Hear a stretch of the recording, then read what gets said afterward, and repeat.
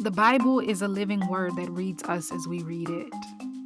It's a person, a voice that proves that time is not linear, as one sentence can confirm the past, guide the present, and declare the future.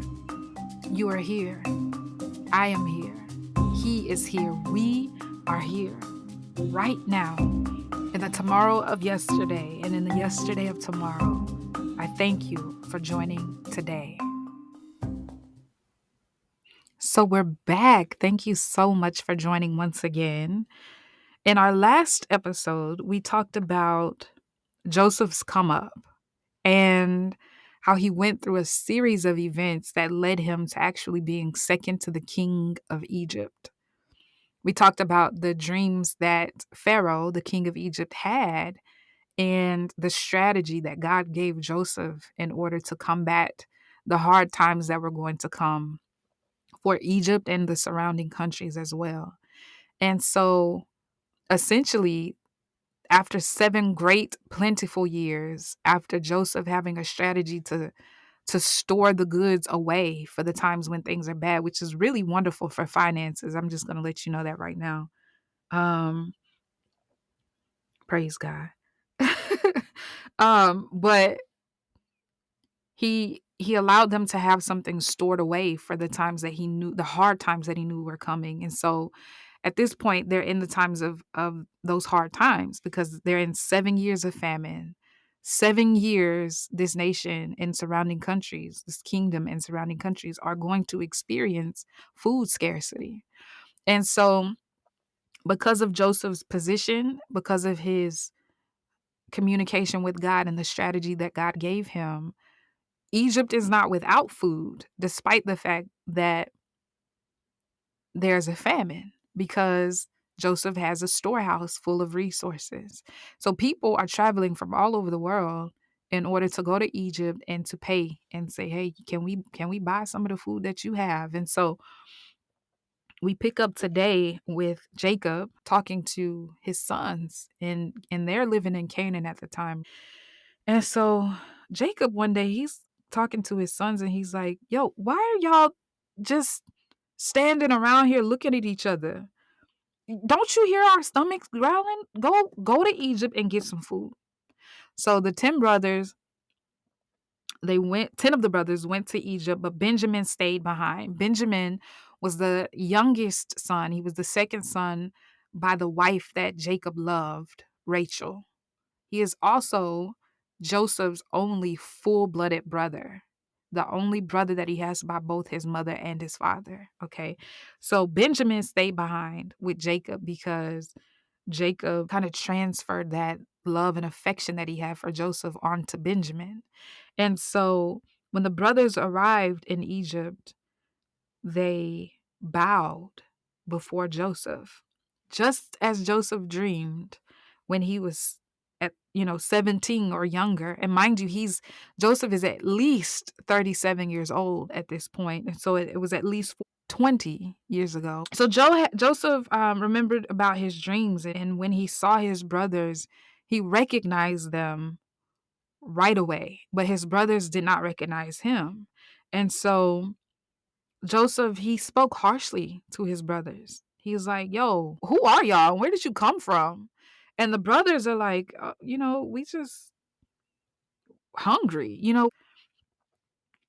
We're a bunch of brothers. We have, it's 12 of us. It's only 10 of us here, but our younger brother is back home with our pops. And we had a brother, he not with us no more. And so, um, yeah, but we mean well. Like we want to eat like everybody else here wants to eat.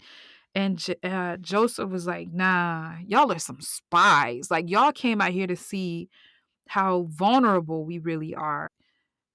Y'all are up to something." And the brothers are like, "Nah, for real. Like we're good peeps." And so Joseph was like, "Okay, cool. But if what you're saying is true, go get your little brother and bring him back here. Matter of fact, I'm gonna keep all of you but one of you, and one of you can go back and get your little brother and bring him back here." And so Joseph actually put them all in prison for 3 days. And he just kind of sat with himself for 3 days, and then He went to his brothers, and he's like, all right, listen, I'm a God fearing man. So rather than keeping all of you and sending one of you to go get your brother, I'm going to keep one of you and I'm going to send the rest of you to go get your brother. So go on back home, feed your families, but bring me the youngest to prove that you're telling the truth and you won't die.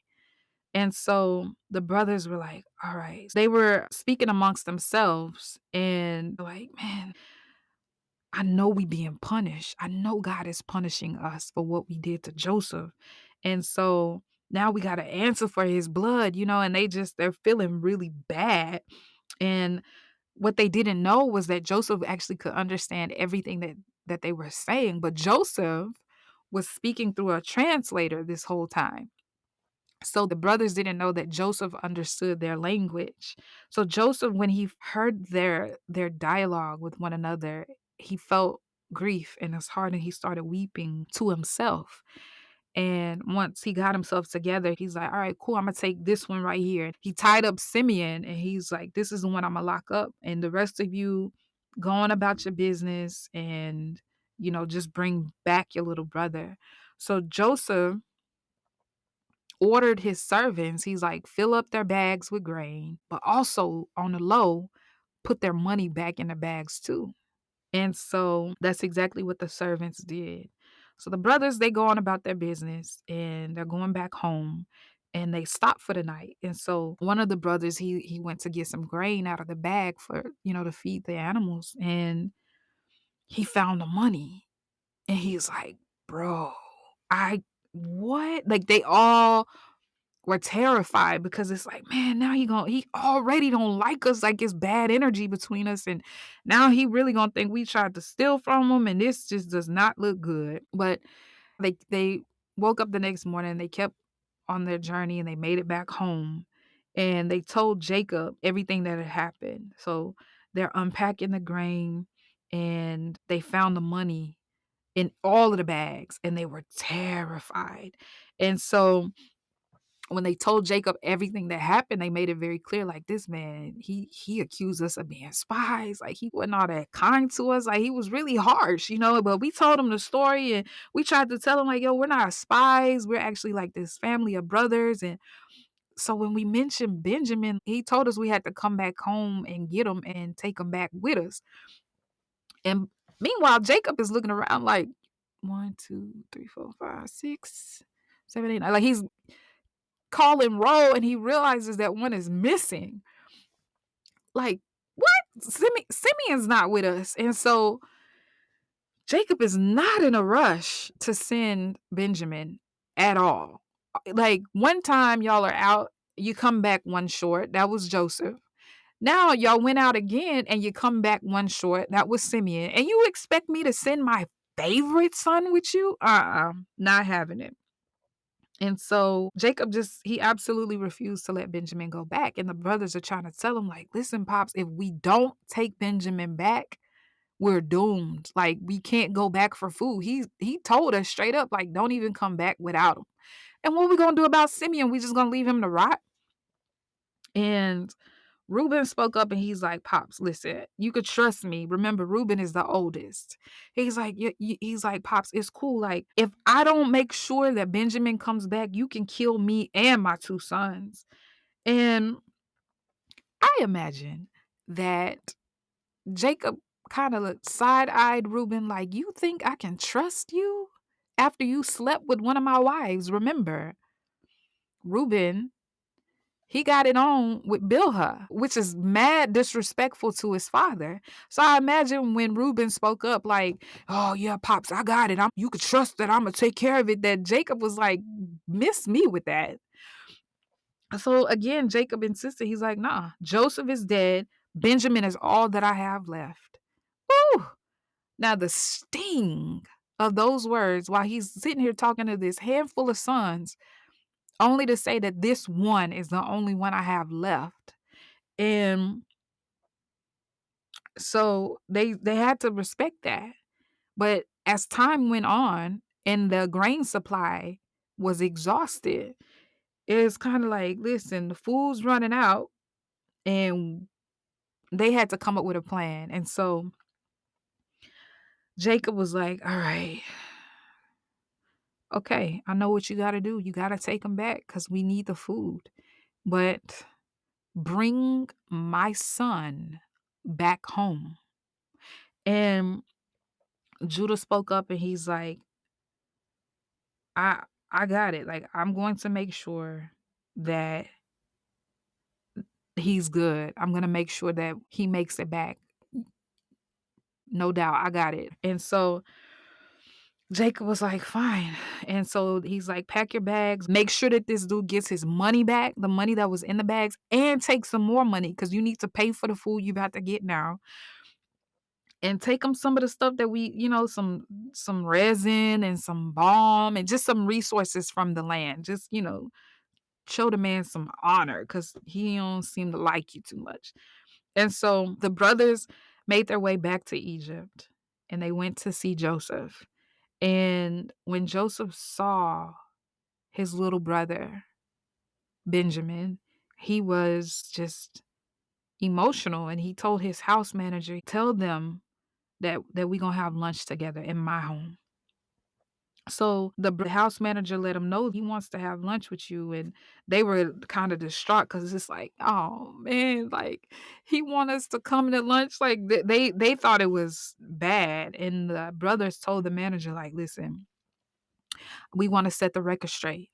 What happened was when we made it back home, like we were on our way back home, we stopped to feed the donkeys, and one of us found that there was some money in the bag, and then we all made it home, and all the bags had money in it, and listen, like we don't know where it came from, but we just want to make it like we don't know what happened. And the manager, he's like, well, look at God, because I know for sure that you paid me, so it must have been the God that you serve that gave that money back to you.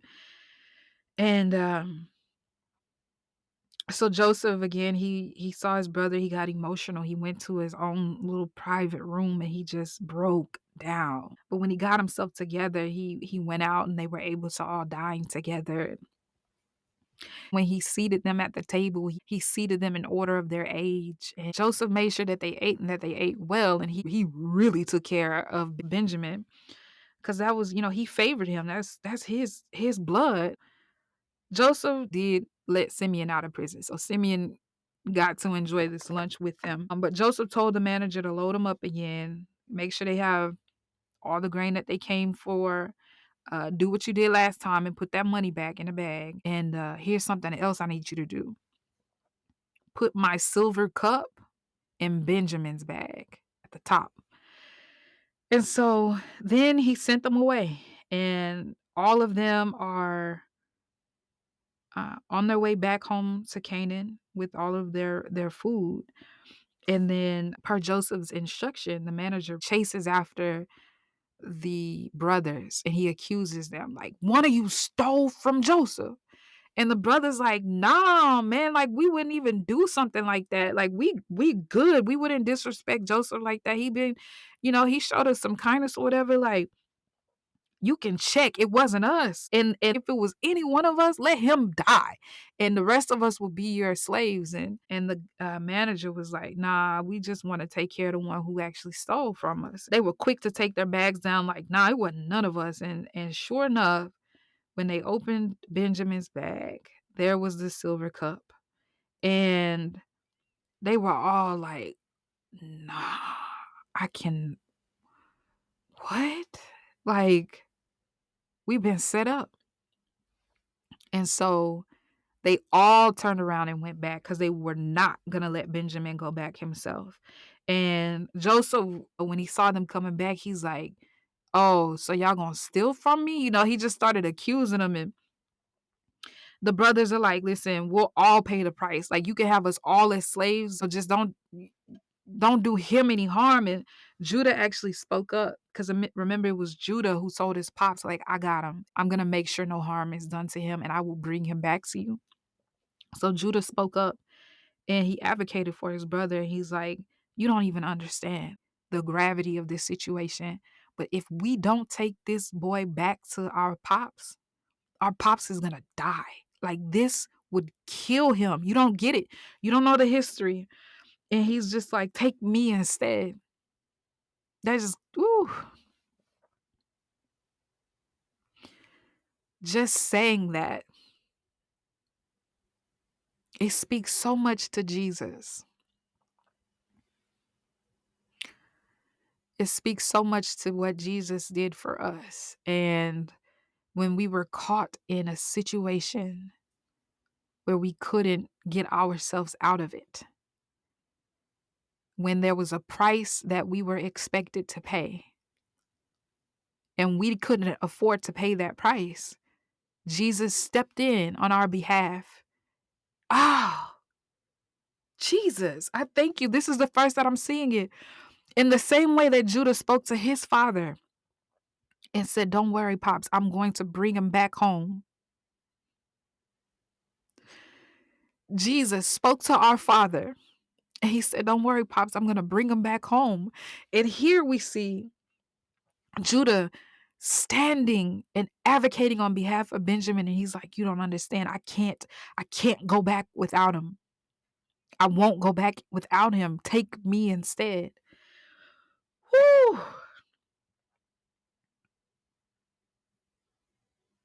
Thank you, Jesus. So Joseph couldn't take it anymore. Y'all excuse me. I'm unable to pause. So just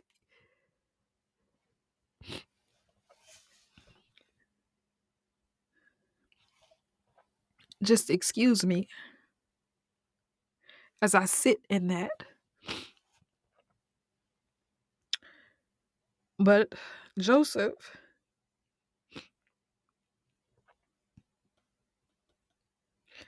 he was so broken by this. He was just torn apart because he recognized that his brothers got it. He recognized that there was a change in their heart. Not because the situation changed. Jacob still very openly and outwardly favored Benjamin, but there was a shift in the brothers' hearts. There was repentance in their hearts where they didn't harbor resentment toward Benjamin to the point of wanting to rid themselves of the burden of him. Instead, they reached this level of maturity where they were able to say, no, I can't go back without him. I'm not going to put my father through that again. And when Joseph had this revelation of their maturity, he couldn't take it anymore. He couldn't take it anymore. And he cleared the room of all of his servants and he wept. He wept. When I tell you he wept, he wept. He ugly cried so loud that it got the attention of all of the servants who were not even in the room anymore. And word got back even to Pharaoh, like, something's going on in there. And Joseph revealed himself. He's like, listen, I am Joseph. And the brothers were like, "Brr? You said what?" And he's like, for real, like, come closer. It's me. I'm Joseph. I'm the one who you sold into slavery. But don't even sweat it. Don't sweat it. Don't be mad about it. Don't be mad at yourself because it was God. It was God who sent me here for the sake of your lives because I've been put in a position where the fruit of my labor can feed you in your lack. And which is also very emotionally mature, it's spiritually mature of Joseph to not harbor resentment and to not have any bitterness toward his brothers, but to actually be able to know that, wait a minute, the hand of God is moving in my life. The hand of God has been moving in my life to the point where he can actually forgive and release his brothers of the weight that they have been carrying for so many years. And so he tells him, like, yo, don't sweat it. Don't sweat it. This was God. This was God. Because if God didn't get me here, I wouldn't have had an audience with Pharaoh. I wouldn't have had all of these resources that I could put away for such a time as this. And now y'all are eating. And so when he tells them that, they were like, what? And they had this incredible time of of restoration and reconciliation, and they loved on each other. And then again, word got out, and so Pharaoh heard that Joseph's brothers were in town, and Pharaoh was like, "Yo, bring them on. Hey, hook them up, make sure they have everything that they need to get back to Canaan, grab all of the family and bring everybody back, cuz we want to make sure that they all are good. They're going to eat good. I'm going to set them up where everything's going to be in their favor." And that's exactly what Joseph did. He told the brothers to go back and go tell daddy I'm alive. Go tell him I'm good, and tell him everything that you saw. And they did. They went back and they told Jacob, they're like, "Here's the food, here's Benjamin, here's Simeon." There were all of these things that Jacob could celebrate right away. And then they dropped it on him and they said, "And listen, Pops, Joseph is alive." And he's like, "What? Take me to him. Take me to him." And we're going to stop right there. God is so good. God is so good. Very grateful for Jesus. I'm gonna have to sit with this a little bit longer. I thank you for allowing me to be vulnerable and to be human and to love openly and freely. And I'm excited about our next episode if God should bless me with the opportunity to record another one. And until then, bye for now.